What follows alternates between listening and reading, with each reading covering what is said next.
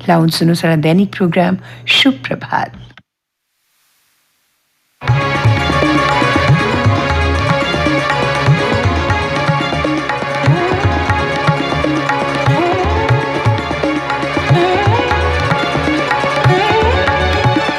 श्रोताओं, कार्यक्रम शुभ प्रभात में आपका स्वागत है। मैं हूं राजकुमार रुपया और आप सबको नमस्कार, शुभ प्रभात। श्रोताओं, आज है 29 जुलाई और आज के दिन मनाया जाता है अंतर्राष्ट्रीय बाघ दिवस, इंटरनेशनल टाइगर्स डे। यूं भी बाघ हमारा राष्ट्रीय जानवर है। हमारी धार्मिक मान्यताओं में भी बाघ का एक विशेष स्थान है।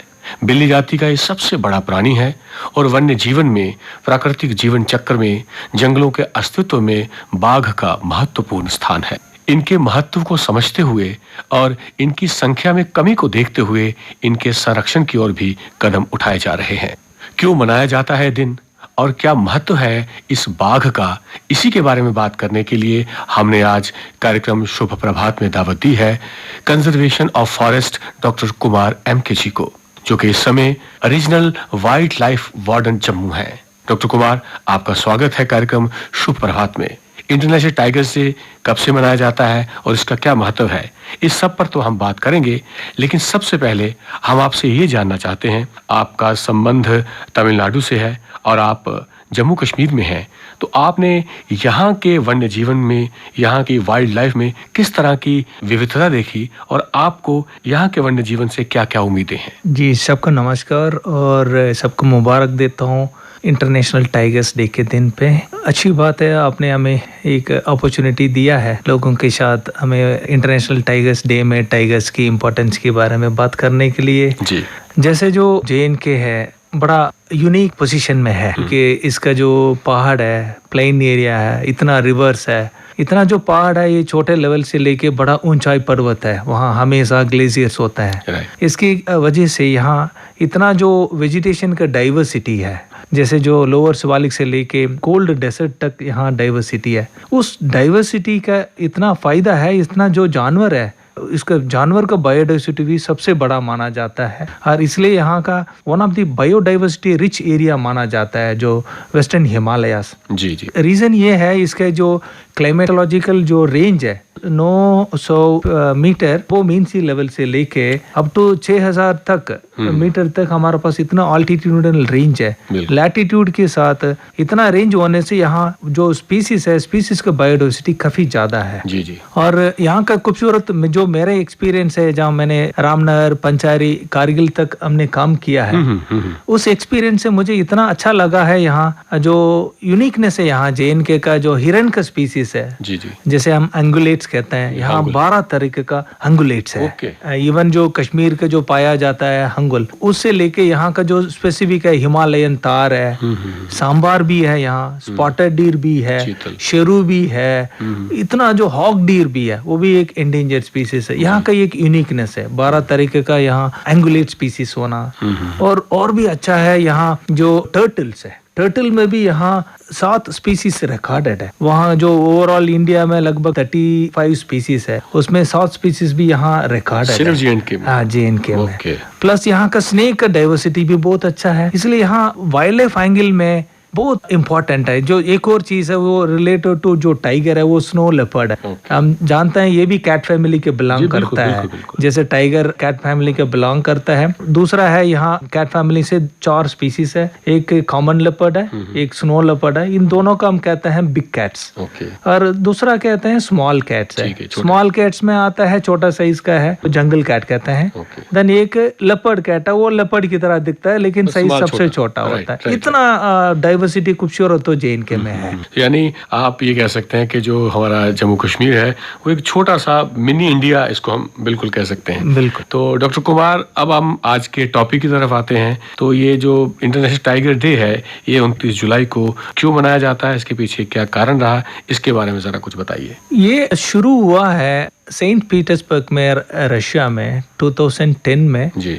जो टाइगर रेंज कंट्रीज कहते हैं, जिस कंट्री में टाइगर पाया जाता है, ये सारा कंट्री 13 कंट्रीज है, ये सारा मिलके इन्होंने एक डिसीजन लिया है। टाइगर का जो नंबर है पहले लगभग 1 लाख तक था इंटरनेशनल लेवल पे, एकदम उसका पॉपुलेशन 2-3 हजार लेवल पे आ गया था। माय गॉड, हाँ, इतना कम हो गया। कारण इसका क्या रहा होगा? कारण है मेनली ये लोग पहले टाइगर का पेस्ट माना जाते हैं। पेस्ट हो गया जो जानवर हमें नुकसान पहुंचा देता है, खेती का भी आदमी का भी। पेस्ट कहीं कहीं कंट्रीज में इसका पेस्ट माना गया। कुछ सालों तक इसका हंटिंग है, किलिंग ये अलाउड थी। ठीक है, जैसे हमने जो वाइल्ड लाइफ एक्ट लेके आया 1972 में, उसमें हंटिंग वगैरह प्रोहिबिटेड है। जैसे जो एक और इक्वली इम्पोर्टेंट कंट्री है चाइना में, वहाँ 77 तक तो इन्होंने कंसिडर किया हंटिंग का। सो इसकी वजह से प्लस जितना आबादी और डेवलपमेंट हो गया, जो टाइगर का रेंज है, एक टाइगर का हो सकता है 100 स्क्वायर किलोमीटर एरिया भी हो सकते हैं एक मेल टाइगर के लिए। इतना बड़ा रेंज में घूमता रहता है और बीच में लोग सेटलमेंट आ जाएंगे, डेवलपमेंट हो जाता है, नेसेसिटी है।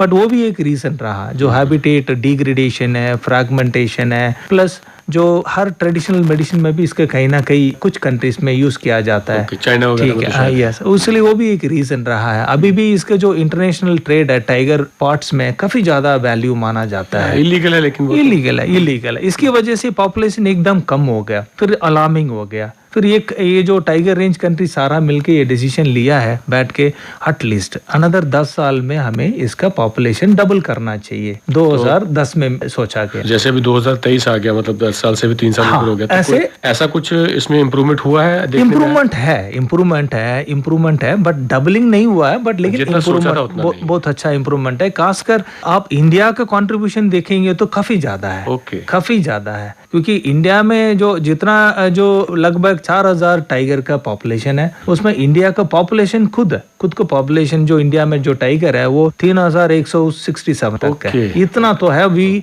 लगभग 70% जो टाइगर पॉपुलेशन है इंडिया से ही कॉन्ट्रीब्यूट हो रहा है। लेकिन इससे ज्यादा खुशी नहीं हो सकता है। कारण ये है, जो हम इंडिया का स्पीसीज है, हम सब स्पीसीज कहते हैं, वो सिर्फ एक ही है। ऐसे सब स्पीसीज है 9 है। 9 सब स्पीसीज में सिर्फ इंडिया में एक ही है, बाकी 8 है। 8 में ऑलरेडी 3 स्पीसीज है ना, सब स्पीसीज वो एक्सटिंक्ट ही हो गया, दुनिया से है ही नहीं है वो इसलिए इम्पोर्टेंट है। जो बचा हुआ जो 6 स्पीसीज है उसका पॉपुलेशन सिर्फ जू और कंजर्वेशन ब्रीडिंग में फोकस नहीं होना चाहिए, लेकिन जो वाइल्ड लाइफ नेचुरल एरिया में, नेचुरल हैबिटेट में उसका पॉपुलेशन वाइबल होना चाहिए, सस्टेनेबल होना चाहिए। यही है फोकस इनका। जो बचा हुआ टाइगर पॉपुलेशन वाइल्ड में कैसे उसका इंप्रूव करना चाहिए, डबल करना चाहिए, एक sustainable viable population natural environment में होना चाहिए। ये उसी बेसिस में उन्होंने इस डे जो जुलाई 29 का इंटरनेशनल टाइगर डे डिक्लेयर किया है, सो दैट लोगों का पास मैसेज चलना चाहिए। टाइगर का इंपॉर्टेंस है जो एनवायरनमेंट में और क्यों बचाना है, ये अवेयरनेस के लिए ये बड़ा इंपॉर्टेंट स्टेप है। हाँ डॉक्टर कुमार, बिल्कुल आपकी बातें बहुत उत्साह बढ़ाने वाली भी हैं। और मुझे बिल्कुल वो याद आ रहा था पुरानी फिल्में या पुराने चित्र देखते हुए कि एक टाइम में ये शान समझी जाती थी कि हमने शेर का शिकार किया। मतलब बाघ को भी आमतौर पर शेर कहा जाता था, चीते का शिकार किया टाइगर। और वो बड़े बड़े राजा महाराजा साथ में उसकी खाल पकड़े हुए घर में सजाया हुआ। और उसके साथ जब आपने कहा कि 1977 में जब हमारे यहाँ एक्ट आया और उसके बाद इसकी इंपॉर्टेंस को समझा गया, तो डेफिनेटली उससे कुछ फर्क पड़ा है। और खास तौर पर अब 2010 के बाद और अब तक इंडिया की कंट्रीब्यूशन इतनी ज्यादा है कि वो बहुत ज्यादा उत्साह बढ़ाने वाली है। एक स्लोगन मैं सुना करता था कि टाइगर बचेगा तो जंगल बचेगा। ऐसा एक मुहिम इंडिया में भी शुरू हुआ था। तो इसका मतलब असल में क्या मतलब है कि टाइगर के बचने से जंगल बचेगा? इसको हम कैसे समझेंगे? कुछ स्पीसीज है जो जंगल में हम कहते हैं कीस्टोन स्पीसीज है, क्योंकि वो जो रहेगा उसका जो वातावरण है, जो सराउंडिंग एनवायरनमेंट है, उसका इकोलॉजिकल बैलेंस मेंटेन किया जाता है। वो स्पीसीज उस जो इकोलॉजिकल सिस्टम से हटाएंगे तो पूरा इकोसिस्टम बैलेंस है वो बिगड़ जाएगा। इसलिए सिर्फ टाइगर का सेव करने से, टाइगर एक अपेक्स स्पीसीज है, कीस्टोन अपेक्स प्रेडेटर है, उसका हम मेंटेन करने से बाकी जो प्रे स्पीसीज है, जो हिरन है और बाकी जो डियर्स भी हो सकता है, बाकी छोटा जानवर है, इवन बंदर भी उसका प्रे में आ सकता है, और बाकी जो सूर है, वाइल्ड बोर है, वो भी प्रे में आता है।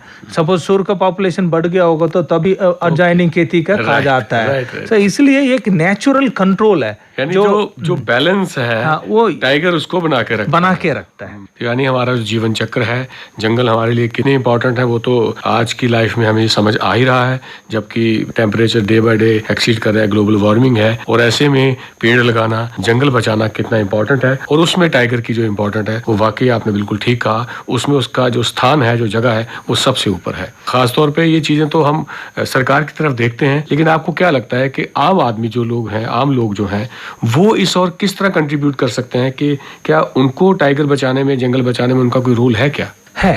जो कंजर्वेशन है, शायद टाइगर है और बाकी जानवर है और इवन वातावरण है, ये एक कलेक्टिव रिस्पांसिबिलिटी है। क्योंकि कॉन्स्टिट्यूशन में भी ऑफ फंडामेंटल ड्यूटीज में देखेंगे तो एवरी सिटीजन का रिस्पांसिबिलिटी बनती है एक एनवायरनमेंट मेंटेन करना, और एनवायरनमेंट में सब आ जाता है, वातावरण और वेटलैंड्स भी आ जाता है और वाइल्ड एनिमल्स भी आ जाता है। सो सबका एक रिस्पांसिबिलिटी है, कॉन्स्टिट्यूशनल रिस्पांसिबिलिटी है हर जानवर का, वातावरण का बचाना। और डायरेक्टली कैसे ये हेल्प करेगा हमारा जो कलेक्टिव सिटीजनशिप रिस्पांसिबिलिटी, क्योंकि जितना भी वाइल्ड एनिमल प्रोडक्ट मार्केट में बिकता है वो हमें डिस्करेज करना चाहिए। क्योंकि जो सबसे बेस्ट कॉन्सेप्ट है जो वाइल्ड लाइफ ट्रेड में, when the demand stops supply also stops. Demand और सप्लाई का खेल है। इसलिए शायद वो ऑनलाइन मार्केट से हमें किसी पर्पस के लिए ले रहे हैं और ऑफलाइन मार्केट से ले रहे हैं, लेकिन हमें अपना कॉन्शियसनेस में उसका हमें करना नहीं चाहिए। जो भी वाइल्ड लाइफ प्रोडक्ट है वो हमें खरीदना नहीं चाहिए, उससे बिल्कुल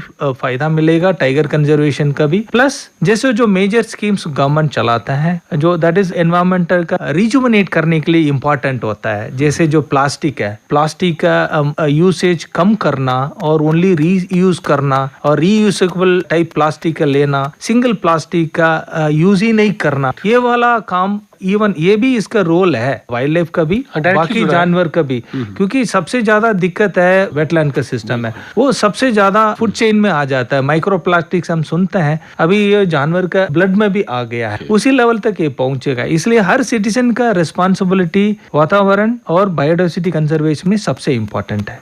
डॉक्टर कुमार, आपकी बातें इतनी उत्साह बढ़ाने वाली हैं, इतनी इंटरेस्टिंग है कि बिल्कुल दिल नहीं कर रहा कि हम ये बातें करना बंद करें, लेकिन चूंकि समय की बंदिश है और हमारे कार्यक्रम का समय अब समाप्त हो रहा है, तो आपसे आज्ञा चाहते हैं। श्रोताओ, आपने सुना कि डॉक्टर कुमार ने किस तरह हमें बताया कि जो इंटरनेशनल टाइगर्स डे है उसकी इम्पोर्टेंस क्या है, और ये दिन इसीलिए मनाए जाते हैं, इन दिनों का चुनाव इसीलिए किया जाता है कि कहीं ना कहीं उस जीव की या उस दिन के महत्व को हम कम करके आंक रहे होते हैं और उसके कारण उस जीव का अस्तित्व खतरे में आ जाता है। तो हम यही दुआ करते हैं कि धीरे धीरे हमारे यहाँ टाइगर की संख्या और दुनिया भर में जहाँ जहाँ जंगल है, जहाँ जहाँ टाइगर्स हैं, वहाँ इनकी संख्या इस स्तर तक पहुँच जाए कि हमें ये दिन मनाने की जरूरत ही ना पड़े, ताकि हमारा जंगली जीवन बचा रहे, हमारा जीवन बचा रहे। क्योंकि ये जीवन चक्र, ये पृथ्वी, हमारा ये ग्लोब, सब कुछ प्रकृति के संतुलन पर ही निर्भर करता है।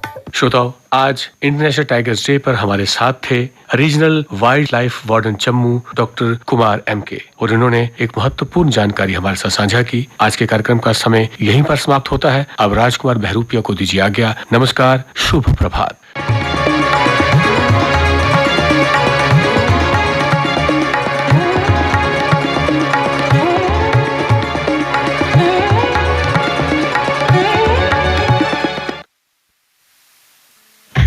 अभी आपने सुना कार्यक्रम शुभ प्रभात।